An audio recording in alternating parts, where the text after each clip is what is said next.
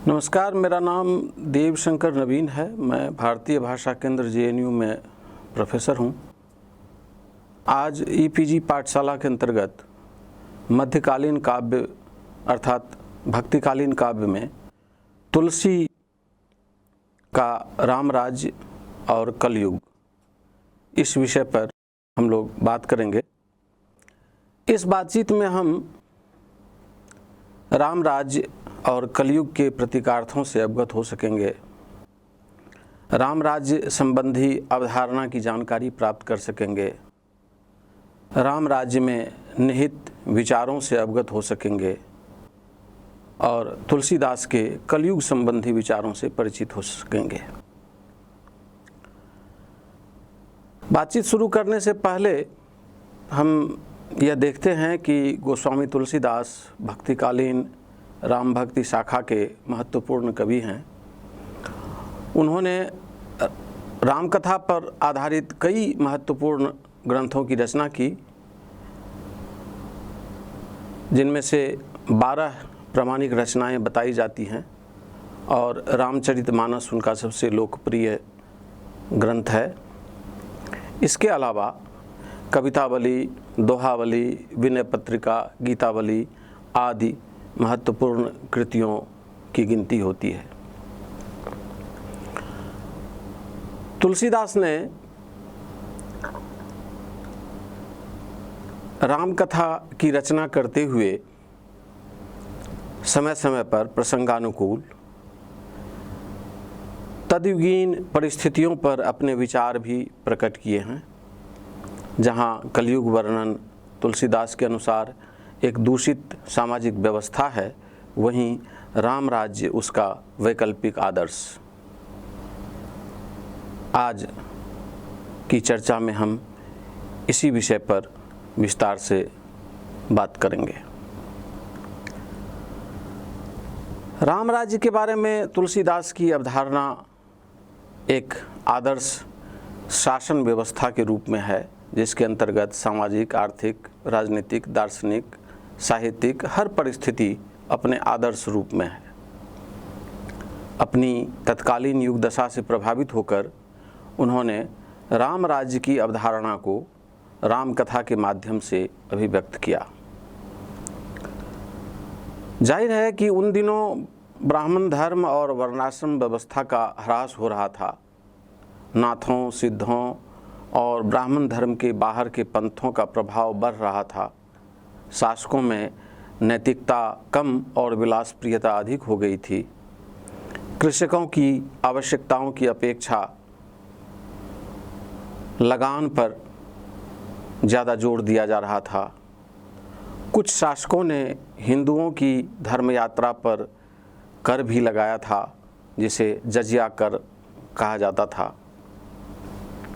सामंती शासक छोटे छोटे स्वार्थों से प्रेरित होकर आपस में लड़ते रहते थे।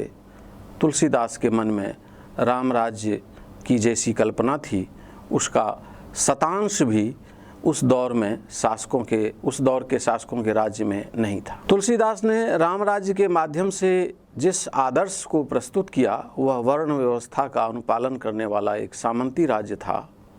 उसका उद्देश्य वेदों और पुराणों में वर्णित संकल्पना के अनुरूप जनमानस को असत प्रवृत्तियों से सात्विक प्रवृत्तियों की ओर आकर्षित करना था। उन्होंने ऐसे राम राज्य की कल्पना की जहां दुख का लेश मात्र न हो, हर तरफ सुख, शांति और सुव्यवस्था हो, जहां हर व्यक्ति निष्ठावान हो, मनुष्य और प्रकृति सब आपसी सामंजस्य के साथ अपने कर्तव्यों का पालन करे, राजा और प्रजा सब अपने आदर्श रूप में रहे। और यह सब तभी संभव था जब समाज का गठन वर्णाश्रम पर आधारित हो। इस बात पर जब हम चर्चा करते हैं तो तुलसीदास ने जिस आदर्श की कल्पना की है, उसमें उन्होंने उनकी रचनाओं को हम 3 तरह से देख सकते हैं कि उन्होंने आदर्श राजा का उदाहरण दिया है।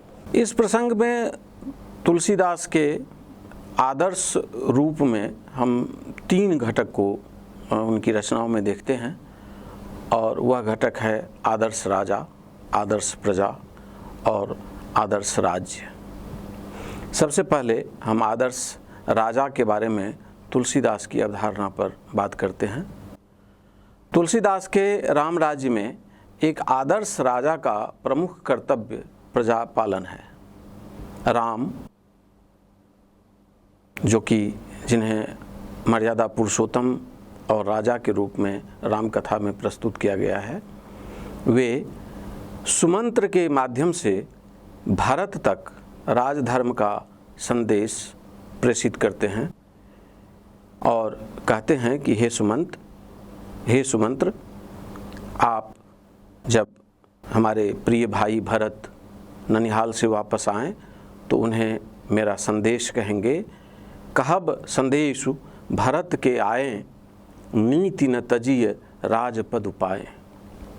पालेहु प्रजहि करम मन बानी, सोयहु मातु सकल सम जानी।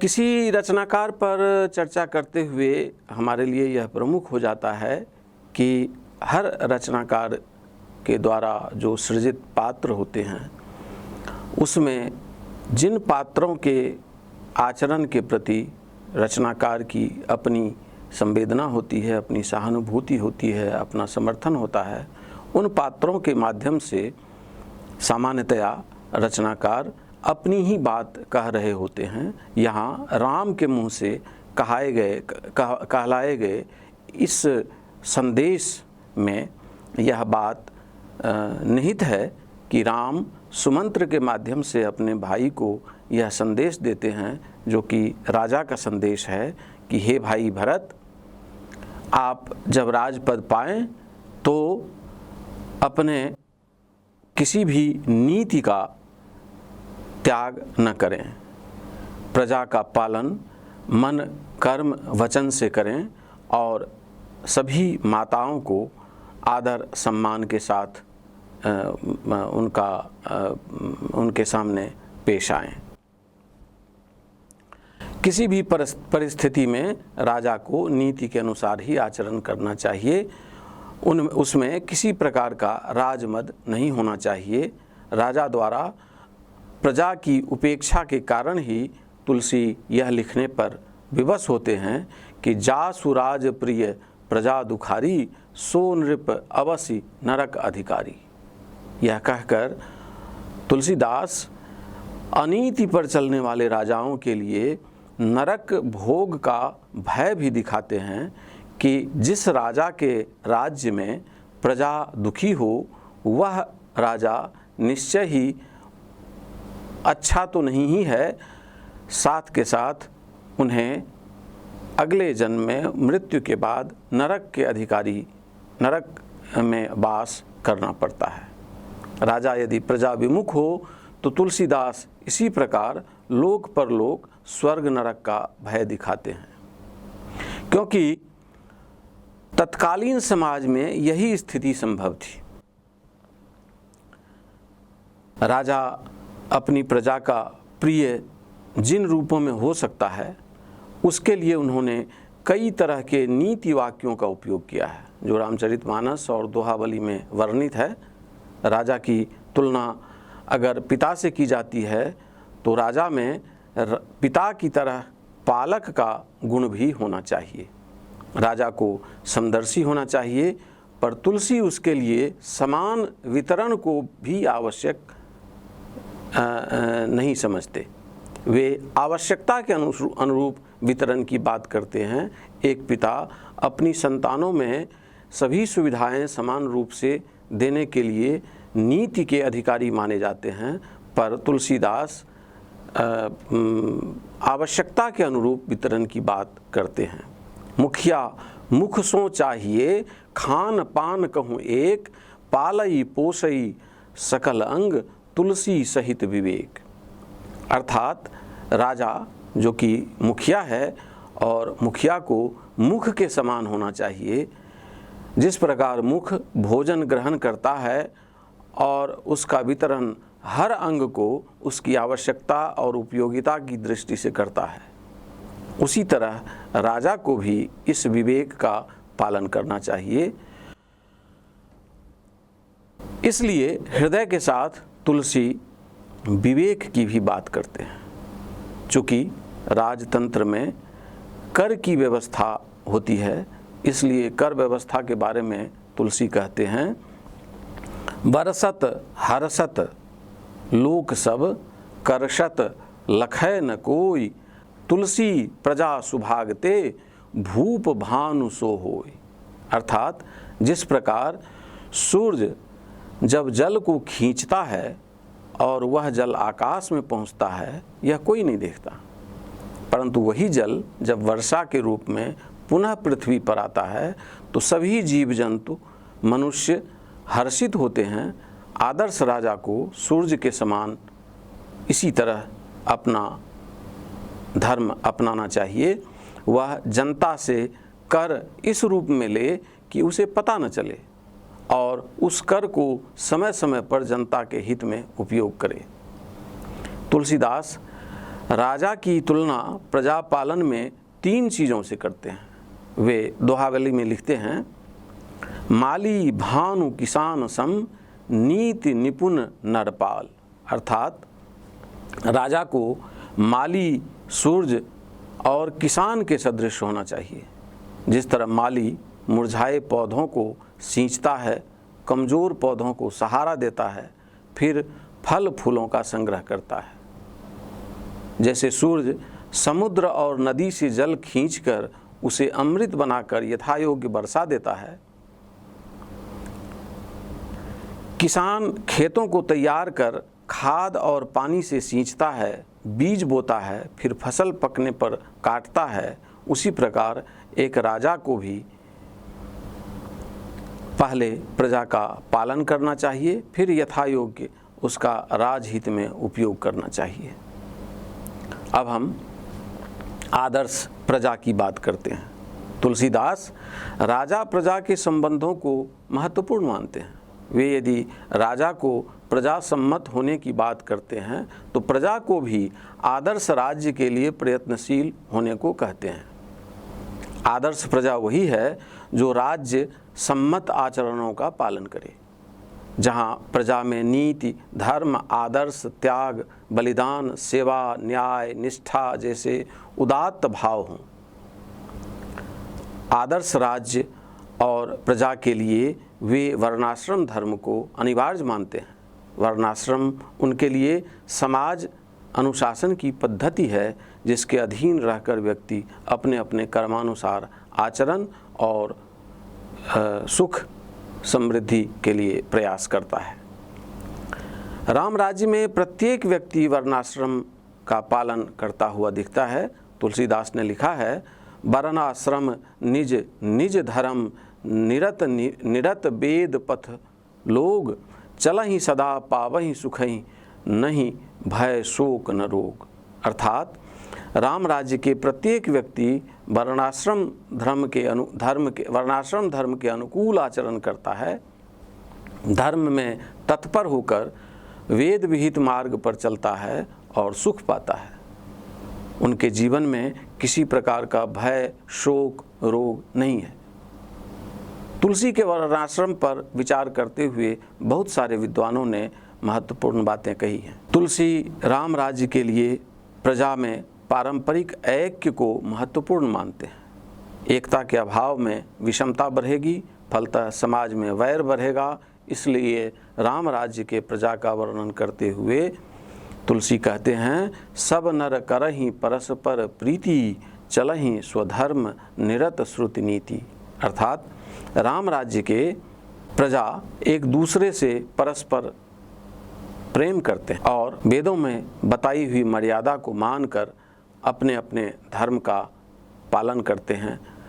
इतना ही नहीं, राम राज्य की प्रजा ऐसी भी है जिन्हें कोई न अहंकार है न भय है।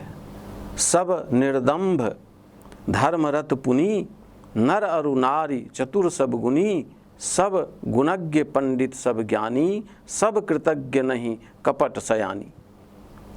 सारी प्रजा दंभ रहित है, धर्मपरायण है, पुण्यात्मा है, सभी पुरुष और स्त्री चतुर और गुणवान है, सभी गुणों का आदर करने वाले पंडित और ज्ञानी हैं, सभी कृतज्ञ हैं, कपट और चतुराई का लेस मात्र नहीं है।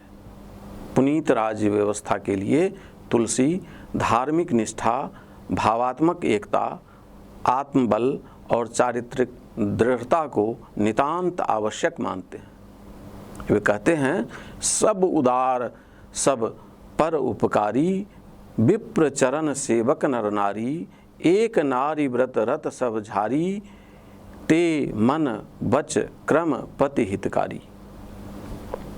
अयोध्या के सभी नर नारी उदार हैं, सभी परोपकारी हैं, ब्राह्मणों के चरणों के सेवक हैं, सारे पुरुष एक पत्नी व्रत का पालन करते हैं और स्त्रियां मन वचन और कर्म से पति का हित करने वाली हैं। तुलसीदास की इस आदर्श कल्पना में ब्राह्मण का स्थान सर्वोच्च है, इसलिए वे उनकी सेवा और वंदना पर इतना अधिक बल देते हैं। यदि उनकी दृष्टि की सीमा जो वर्णाश्रम के पूर्वाग्रह से ग्रसित है, विद्वानों ने अपने अपने ढंग से इस पर विचार किया है। इसके बाद हम तुलसीदास के आदर्श राज्य की परिकल्पना पर बात करेंगे। तुलसी का राम राज्य एक सुखद कल्पनालोक है जो अपने युग से प्रभावित होकर और विचारगत सीमाओं से युक्त होकर प्रस्तुत हुआ है। वर्तमान समय में भी राम राज्य काल सापेक्ष संदर्भ या कोई ऐतिहासिक घटना मात्र नहीं है, बल्कि वह सर्वस्वीकृत प्रतीक है, जहाँ कहीं भी सुख, शांति, सुव्यवस्था का बोध होता है। उसकी तुलना स्वतः राम राज्य से कर दी जाती है। तुलसीदास कहते हैं कि राम का राज्याभिषेक होते ही न सिर्फ अयोध्या में बल्कि तीनों लोक के शोक नष्ट हो गए। राम राज बैठे त्रैलोका, हर्षित भये गए सब शोका, बयरु न कर काहूसन कोई, राम प्रताप विषमता खोई। अर्थात ज्यों ही राम अयोध्या के राजा बने, तीनों लोकों में प्रसन्नता छा गई। गोस्वामी जी त्रैलोक के हर्षित होने का कारण गए सबको शोका बताते हैं। राम के राजा बनते ही सभी शोक नष्ट हो गए। 3 प्रकार के शोक की बात तुलसी करते हैं। दैहिक, दैविक, भौतिक तापा, राम राज नहीं काहू ही व्यापा। राम के राज्य में दैहिक, दैविक, भौतिक ये तीनों कष्ट दूर हो गए। कहीं भी इनका लेश मात्र नहीं रहा। राम राज्य में सभी नर नारी परस्पर प्रेम से बंध गए। उनमें किसी प्रकार का दुराव या कपट नहीं रहा। राम राज्य में संपूर्ण समाज, समस्त जनता पूरी निष्ठा के साथ वर्णाश्रम धर्म का पालन करने लगी। धर्म अपने चारों चरणों सत्य, शौर्य, दया और दान से संसार में परिपूर्ण हो उठा। स्वप्न में भी पाप नहीं रहा। चारियु चरण धर्म जग माही, पूरी रहा सपने हूँ अघ नाही। अर्थात राम के राजा बनते ही उनके प्रताप से न सिर्फ सामाजिक विषमता दूर हुई बल्कि सारे दुखों का नाश हो गया। काल कर्म स्वभाव गुण कृत, दुख काहू ही नाही।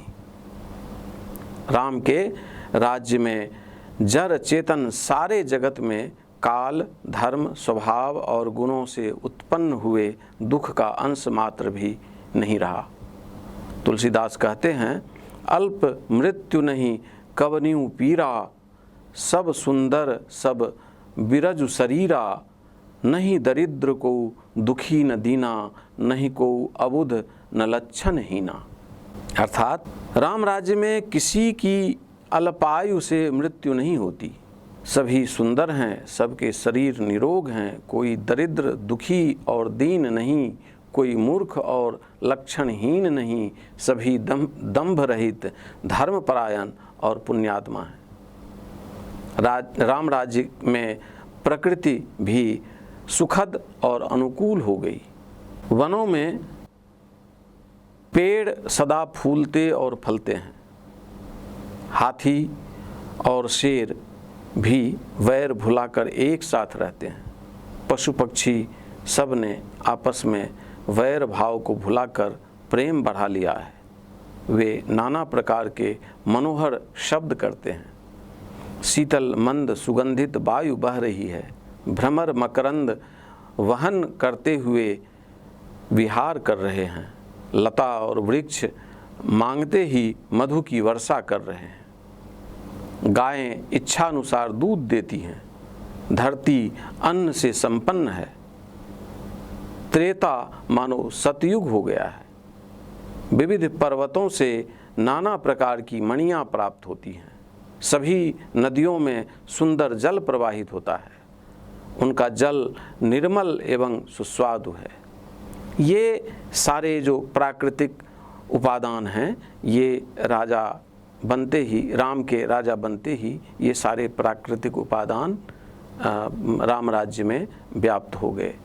इस राज्य की कल्पना तुलसीदास की एक आदर्श कल्पना है और इसमें आदर्श राजा, आदर्श प्रजा और आदर्श राज्य की इस तरह से कल्पना की गई है।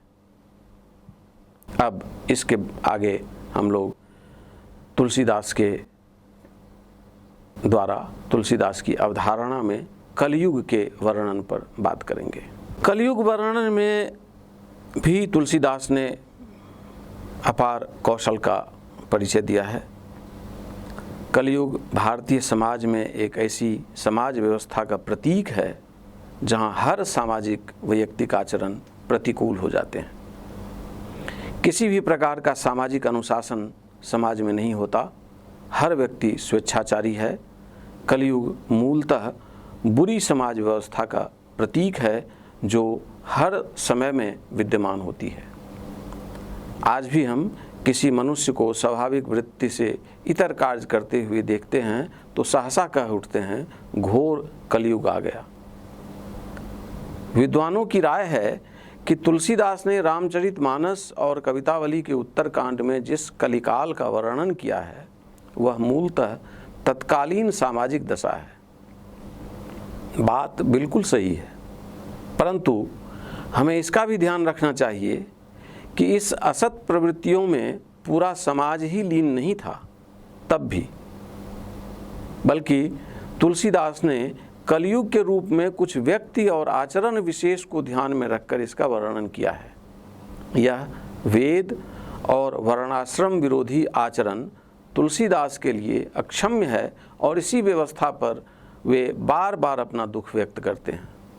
तुलसीदास का कलयुग पूरी सामाजिक व्यवस्था का कलयुग है जहाँ बिगड़ते स्त्री पुरुष संबंध, गुरु शिष्य संबंध, वर्णाश्रम का ह्रास, राजा प्रजा का प्रतिकूल संबंध, प्रकृति का दारुण प्रकोप, मानवीय रिश्तों में स्वार्थ, क्षीण होते सामाजिक संबंध आदि संपूर्णता में अभिव्यक्त हुए हैं। कलयुग के प्रभाव का वर्णन करते हुए तुलसीदास कहते हैं, तामस बहुत रजोगुण थोरा, कलि प्रभाव विरोध चहु ओरा। अर्थात जो तीन गुण हैं, रजोगुण, सतोगुण, तमोगुण, उसमें रजोगुण तो बहुत कम है। कलि अर्थात कलयुग के, कलिकाल के प्रभाव चारों तरफ छाते ही तामस तमोगुण का वर्चस्व हो गया है और रजोगुण बहुत कम है। यह कलयुग का प्रभाव है। कवितावली में वे लिखते हैं, जाहिर जहान में जमानो एक भांति भयो, बेचिए विबुध धेनु रास भी बिसाहिए, ऐसे कराल कली काल में कृपालु तेरे, नाम के प्रताप न त्रिताप तन दाहिए। सारी दुनिया जानती है कि जमाना बहुत ही बुरा आ गया है। लोग कामधेनु बेचकर गधी खरीद रहे हैं, परंतु हे प्रभु, इस भयंकर कलिकाल में भी मैं आपके प्रताप से शारीरिक, मानसिक और भौतिक कष्टों से मुक्त हूँ। ये दैहिक, दैविक और भौतिक ताप मुझे नहीं जलाते। तुलसी एक ओर कलयुग का वर्णन भी करते हैं, दूसरी ओर उससे मुक्ति का उपाय भी बताते हैं। उनका मानना है कि इस कलिकाल में राम का नाम ही त्रिताप से मुक्त कर सकता है। वे कहते हैं, दिन दिन दूनों देख ही दारिद दुकाल दुख, दुरित दुराज सुख सुकृत सकोचु हो, मांगे पैंत पावत पचारी, पात की प्रचंड काल की करालता भले को होत पोचु है। अर्थात दीनानुदिन दरिद्रता, दुर्भिक्ष, दुख, पाप और कुराज्य को दूना होता देखकर और सुकृति संकुचित हो रही है। समय ऐसा भयंकर आ गया है कि बड़े बड़े पापी तो डांट डपट मांगने से अपना दांव पा लेते हैं और भले आदमी का अनिष्ट हो जाता है। तुलसी के तत्कालीन समाज में व्याप्त सामाजिक दोष हैं, जिसका निराकरण राम नाम, वर्णाश्रम और वेदानुमोदित आचरण में निहित मानते हैं। क्षीण होते वर्णाश्रम पर दुख व्यक्त करते हुए तुलसी कहते हैं, वरन धर्म गयो आश्रम निवास तज्यो, त्रासन चकित सो परावनो परोसो है। चारों वर्गों ने अपना कर्म त्याग दिया है और आश्रमों को भी छोड़ दिया है। अधर्म के डर से लोग भाग रहे हैं। वर्णाश्रम तो रहा नहीं, सारा संसार दरिद्रता से पीड़ित है।